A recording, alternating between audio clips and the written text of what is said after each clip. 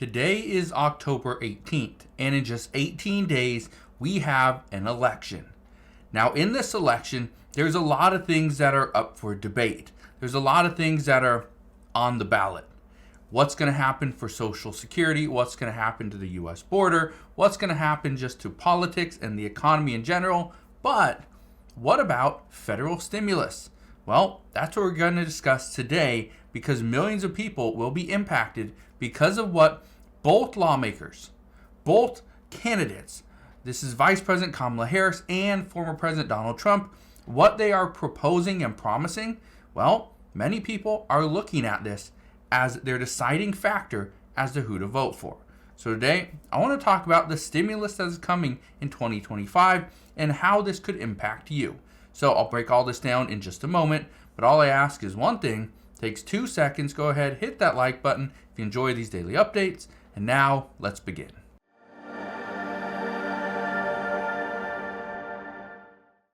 So here's the first thing that you need to know. Kamala Harris, who's currently the vice president and potentially could be the president moving forward, she is trying to do whatever she can to show the American people that she believes in them, that the economy is strong, and that everything will be just fine. Well, look at this. President Biden just forgave student loans. Actually, 60,000 borrowers will get notices here in the near future, canceling $4.5 billion in debt. Now, how does this impact us moving forward? Well, this right here, and a cancellation of $4.5 billion in debt for 60,000 borrowers, well, this is going to create a stimulus type approach. People are going to just get their loans forgiven, meaning they have the money they can go and spend it elsewhere. However, and here's where things get very interesting. By this getting done, by people that have college education or degrees getting their debts forgiven, that is actually putting a kind of a burden on other people. And here's what many lawmakers are discussing. We can't forgive all this student loan debt for people that have a further education, not just a high school diploma. We can't forgive all their debt and then forget about all those with credit card debt, auto loans, right? Home loans. We can't forget about people with low income jobs. That's where they are now discussing potentially stimulating that part of the economy. And so think about this for a second. What if we see everybody, not just people with college education, but now people with high school diplomas, people that are homeless, single mothers and fathers? What if we're giving all them stimulus as well? Well, that's exactly what some are wanting. But look at this.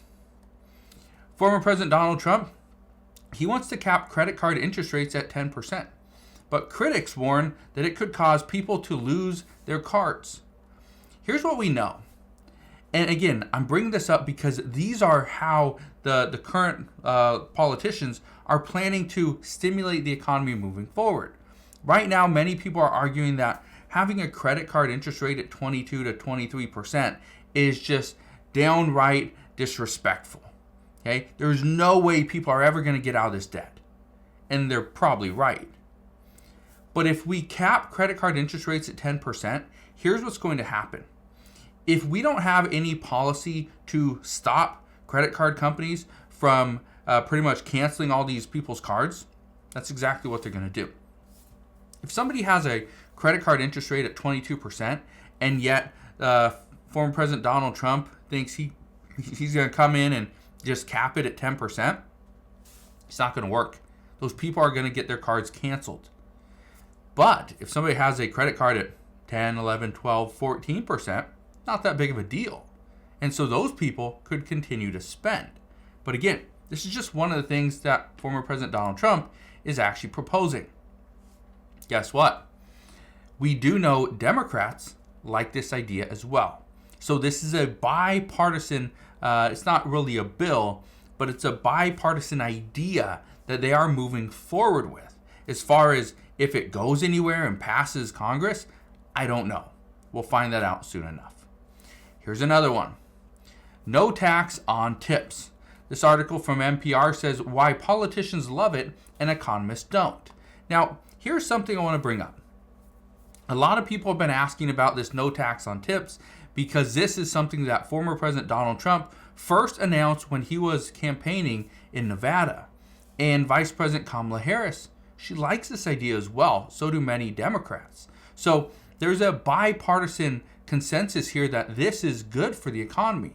However, many are worried, and I want to explain why. Look at this. It says, No Tax on Tips Act does little for low and moderate wage workers, but opens doors for tax abuse by the wealthy. Now, I was talking to somebody about this, and they get paid primarily in tips. And they said that they would absolutely love this. But this was a question that was brought up. Their employer said if no tax on tips goes through, that they would be primarily, even more so, paid in tips. Okay? That's how they would be paid. And so again, in this article, it talks about how the No Tax on Tips Act does little for low and moderate wage workers, and it does. If you're a low income or a moderate wage earner, you probably don't get paid much in tips, if you get tips at all. Most cases, you are paid, again, just hourly. And now, if you are paid in tips, let's say you're in the hospitality industry, right? You work at a restaurant or something like that, and you normally get paid, 20% in tips. Great. You probably aren't making, minimum wage. You're probably making less than that. But guess what? Some are now saying that if this goes through, and again, this could really stimulate the economy if it is done correctly. But what if you get paid in tips and you get, let's say you get paid minimum wage per hour, but you get paid, a couple $100 a day in tips? Guess what? What if they decided we're not going to pay you really anything per hour? We're going to get half of that.